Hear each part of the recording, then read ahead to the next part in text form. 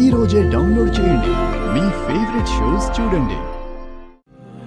నువ్వు ఊరికి ఏదో మంచి చేసావట, 2 ప్రాణాల్ని కాపాడావంట, గ్రామానికి పట్టిన శాపాన్ని తొలగించావంట. అందరూ నీకు దండాలు పెడుతున్నారు. కొంతమంది అయితే దేవుళ్లాగా చూస్తున్నారు. కానీ ఇదంతా నా చేత మంచి అని అనిపించుకోవడానికి చేసిందే కదా. ఊళ్ళో వాళ్ళను మభ్యపెట్టినట్టు నన్ను కూడా మభ్యపెట్టాలని అనుకుంటే అది జరగని పని. నేనెవ్వరిని మభ్యపెట్టలేదు మావయ్య, నాకు అవసరం కూడా లేదు. అబద్ధాలు ఆడకో. నువ్వు ఎన్ని అబద్ధాలాడినా అందరిలాగా నేను నమ్మను. మావయ్య, నేను ఆ పనిని స్వచ్ఛందంగా చేశాను. నా మనసుకు అనిపించింది చేశాను. అంతేకాని ఊర్లో వాళ్ళు మెచ్చుకుంటారనో, మీరు నన్ను మంచి అని అనుకుంటారనో చేయలేదు. మీరు నమ్మినా నమ్మకపోయినా ఇదే నిజం. అబద్ధాన్ని ఎంత నొక్కి చెప్పినా అది నిజం అవ్వదు. నువ్వు నిజమే మాట్లాడవని నాకు బాగా తెలుసు. నువ్వు ఇలాంటి పనులు ఎన్ని చేసినా నీ గురించి నాకెప్పుడు మంచి ఉద్దేశమే కలగదు.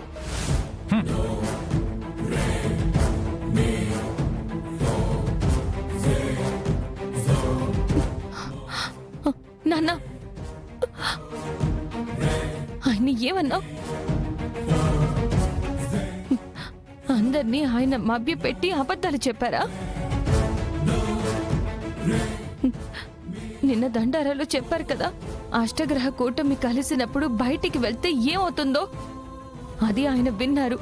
నేను కూడా చెప్పాను. శిక్ష పడుతుంది అని తెలిసినా కూడా ఆయన బయటికి వెళ్లారు. శ్యామలని కాపాడారు. అది అది నీకు నాటకం ఎలా అనిపించింది నాన్న? మరి ఇన్ని రోజులు నాటకాలు ఆడుతూనే వచ్చాడు కదా. నీతో కాపురం అని ఆడింది ఏంటమ్మా? అంటే అలాంటి వాడు ఇది కూడా ఏదొక నాటకమే వేసుంటాడు. అతన్ని మీరు నమ్ముతున్నారేమో కానీ నేను నమ్మను. నాన్న, ఆయన విషయంలో మీరు చాలా పెద్ద తప్పు చేస్తున్నారు. కనకం వాళ్ళ నాన్న మీద రివర్స్ అవుతుంది. కనకం అలా మాట్లాడితే మావయ్య తట్టుకోలేరు. ఆయన మోసం చేయలేదు నాన్న. నీ ప్రాణం కోసం, నీ పరువు కోసం ఆయన తల వంచుకుని నాకు తాళి కట్టారు. నీ గౌరవం కాపాడారు. ఆ రోజు మీ చెల్లెలు మాట తప్పి మోసం చేస్తే నువ్వు వెంటనే అమెరికా సంబంధం చెయ్యాలని చూసినప్పుడు ఆయన ఫ్రెండ్ ప్రకాష్ విహారిని నమ్మించి మోసం చేశాడని తను తాళి కట్టక ముందే ఆయనకి తెలిసింది. కానీ ఆయన నీ పరిస్థితి చూసి నన్ను పెళ్లి చేసుకున్నారు. ఆ రోజు ఆయన ఆలోచించకపోతే నీ ప్రాణం, నీ పరువు 2 పోయేవి. ఆయన మనకి పరిచయస్తులు కాకపోయినా మన మీద జాలిపడి కాపాడడం తప్ప నాన్న? లక్ష్మి, ఆగు. మీరుండండి విహారీ గారు.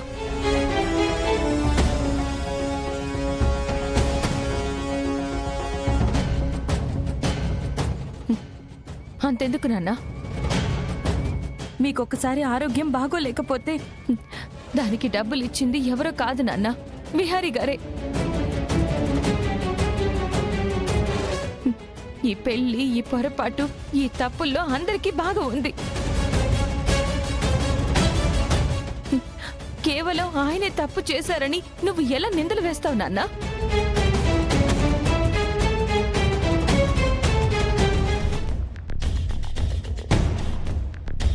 నా కూతురికి ఏం మందు పెట్టావురా? నా కూతురికి ఏం మందు పెట్టావు? నాన్న, నిన్ను నీ మాటలే నమ్ముతుంది. ఎప్పుడు నాతో ప్రేమగా మాట్లాడేది ఈరోజు కోపంగా నా మీదే అరుస్తుంది. చెప్పు, నా కూతుర్ని ఏం చేశావు?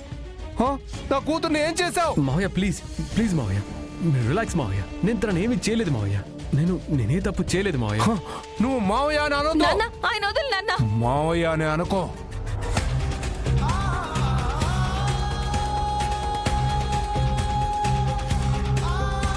సరేనమ్మా, ఇతను మహానుభావుడు, మన మీద జాలిపడిన మహాపురుషుడు. మరి నీతో పెళ్ళైన తర్వాత ఈ సంవత్సర కాలంలో తన ఇంట్లో నిన్ను పని మనిషిగా ఎందుకు చూశాడమ్మా? నువ్వు అనుకున్నట్టు అతను అంత గొప్పవాడైతే నిన్ను బాగా చూసుకోవాలి కదా. నిన్ను బాగా చూసుకున్నాడా? ఇప్పుడు నాన్నకి సహస్రమ్మ గురించి వాళ్ళ అత్త గురించి చెప్తే ఇంకంతే సంగతులు. నాన్న విహారీ గారిని చచ్చినా నమ్మడు.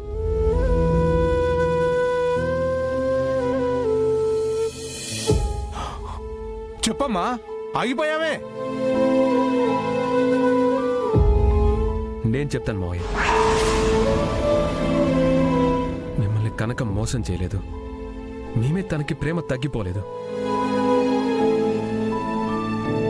అలా మా ఇంట్లో తనని పని మనిషిగా చూడ్డానికి కారణం విహారీ గారు మీరుండండి, నేను చెప్తాను.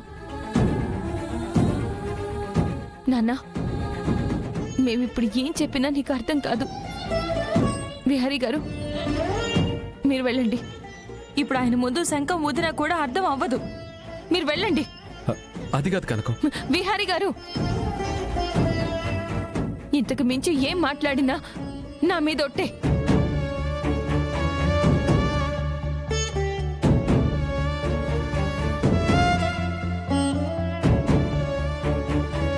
మీరు వెళ్ళండి. ఆగు.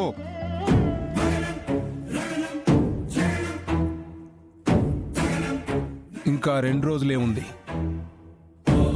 ఆ తరువాత నీకు నా కూతురికి శాశ్వతంగా తెగదెంపులైపోతాయి. ఈ ఊరి నుంచి, నా కూతురి జీవితం నుంచి నువ్వు శాశ్వతంగా వెళ్ళిపోవాలి.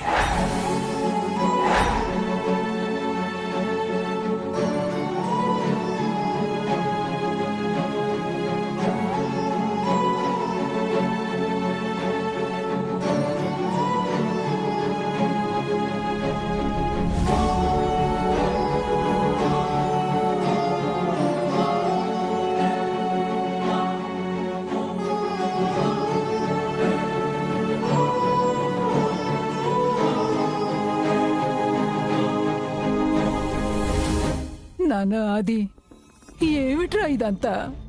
నా ఇంటి రామాయణం. ఏం చేయాలి, అంతా నా తలరాత.